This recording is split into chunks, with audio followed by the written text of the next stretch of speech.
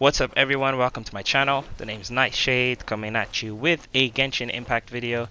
Now, we all know YouTube is saturated with Genshin Impact videos on tips, tricks, whatever the case may be, characters coming up. You already know what's up. But I figured I might as well come through with a little bit of my input as well.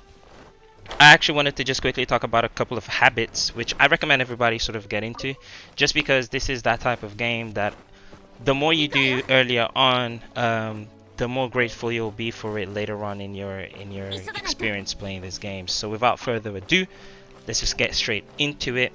Now the first habit that I actually want to talk about is the habit of picking up every single thing you see in the map. The only reason I say this is because we don't really know what we might need until we know that we need it, and we don't want to be too cool to pick up flowers or to pick up star conches or to pick up whatever it is that's glittering in our peripheral. So it doesn't matter if I'm seeing a box, it doesn't matter actually if I'm fighting and there's a box to the side, or if there's a flower, or if there's like something shining off in the distance but I can see that it's shining and it's interactable. I will always make my way there, simply because, like I said, you don't know, you might need the item which will come from it later on. It could be that you don't need it right now because the essential materials and leveling up materials are quite low in terms of rarity. But to create the higher rarity materials, you can fuse your obviously lower rank materials into the higher ranks, and that's one thing which you might be grateful for if you get into the habit of doing. No matter what it is, you're fighting an enemy and you cleared all the mobs and now you are able to pick up some of the stuff that's around you. I highly recommend just explore the area surrounding you and actually pick up everything you see. It will be beneficial. You'll be grateful for that later on. Right, next up is expeditions.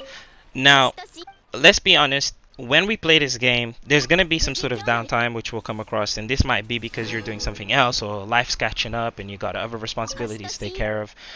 But let's not forget that we can send out our heroes, our characters. You can send people out on expeditions to collect, especially to collect rocks. And if for those who are more interested in cooking materials and ingredients, you can also go out and collect those things. It's only going to be for our benefit. We may not have the patience to always go out and mine for those rocks, but interestingly enough, you can actually send people out and you can have a maximum of 20 hours, which is amazing. I like doing that, and it's just something cool to have there passively going on while I'm actually doing something else, especially because there are a lot of characters which I'm really not interested in leveling up, and there could be a better use for them rather than just sitting in the roster never being selected. I'm never going to put them on my main lineup, at least not anytime soon.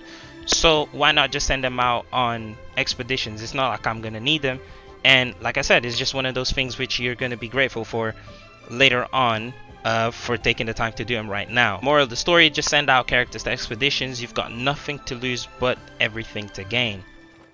Up next, I actually want to mention cooking and crafting.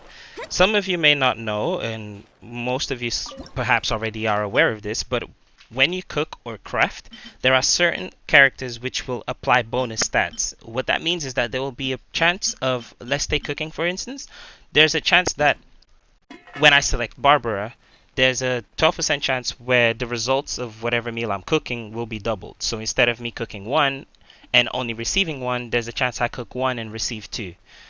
And that's actually in our best interest, simply because, again, this is the type of game where every single chance you get to get the most bang for your buck, just take it. Every single chance you get to do that, it's always in your favor. Anything that's gonna save you the time to go out and farm and collect items is always going to be in our best interest, and I feel like this is one of those things which the earlier you get into the habit of doing, the better. Truth be told, when I started playing this game, I had no idea about I was just cooking meals. I had no idea that if I pressed a specific button, I can change the person who's cooking the meal. So this would be one of those things which is going to be incredibly beneficial for anyone playing this game, especially if you are a free-to-play player. I cannot recommend this enough. And the same is true for when you craft. I believe when it comes to crafting, I forget what the character is, but have a look at who you have in your roster and what bonus stats they can apply, because for me, I forgot who it is, but someone that I used was able to make it so that I receive a portion of the ingredients used back. So if I needed to use 2 masks to create a blue rarity item, then I could receive one of those masks back.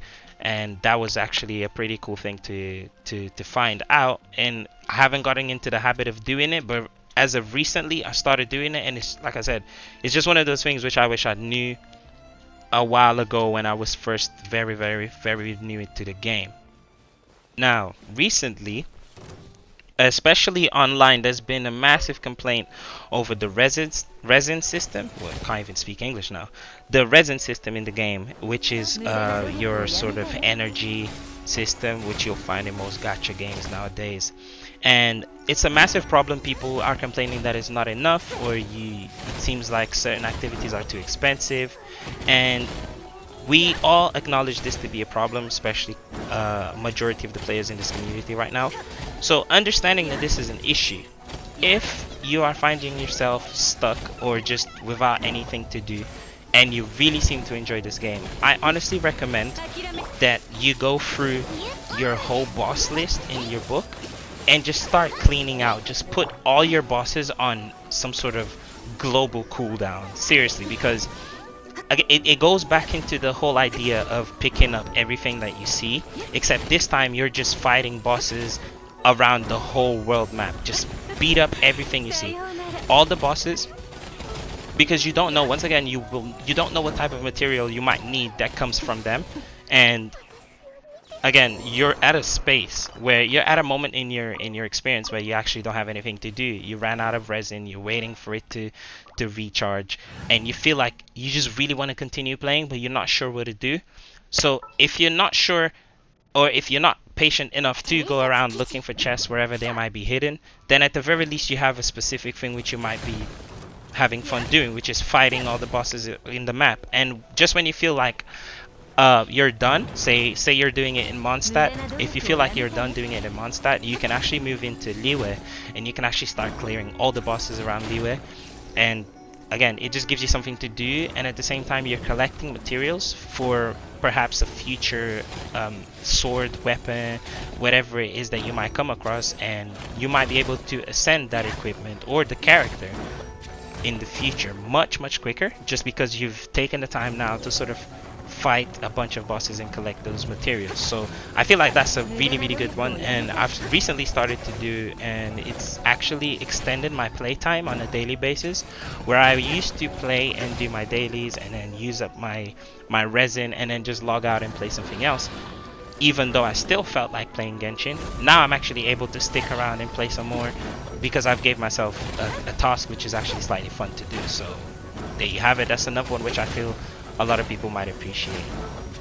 This next one doesn't actually differ much from the previous one, but it is actually, instead of you fighting bosses, it has to do with you fighting a lot of the smaller mobs which you find literally everywhere. They're just scattered around. It doesn't matter how far you go, how far you walk, you'll happen to stumble across an enemy who you might think, you know what, they're just fodder enemies, barely any sort of resources will come from them. That's the wrong mindset to have. I had that a lot, I have to admit.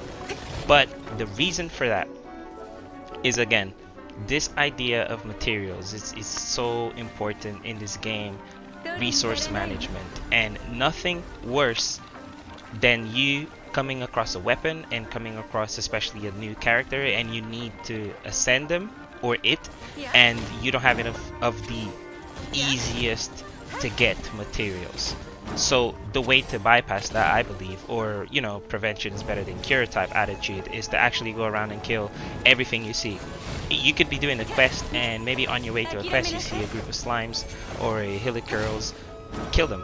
Helicurls, I think they're called, I don't know how they're pronounced, but just go over and beat them up. Like literally, you have nothing to lose.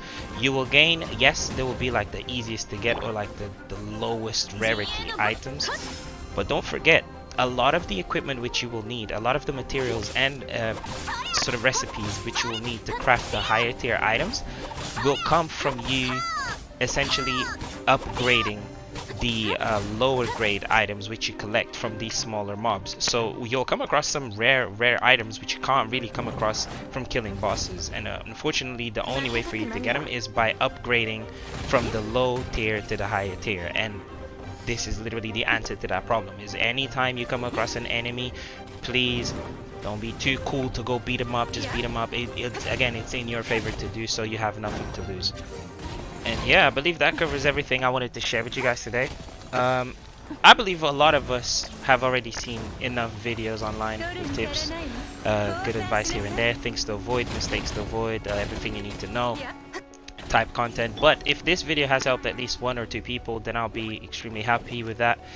And with that being said, if you did enjoy the content, don't forget to drop a like, leave a comment with any sort of suggestions, questions, if you want to let me know of anything, any sort of tips. If you feel I forgot something, or even if you have something to add, a little bit of a habit which you have yourself started to get into, then by all means drop it down below.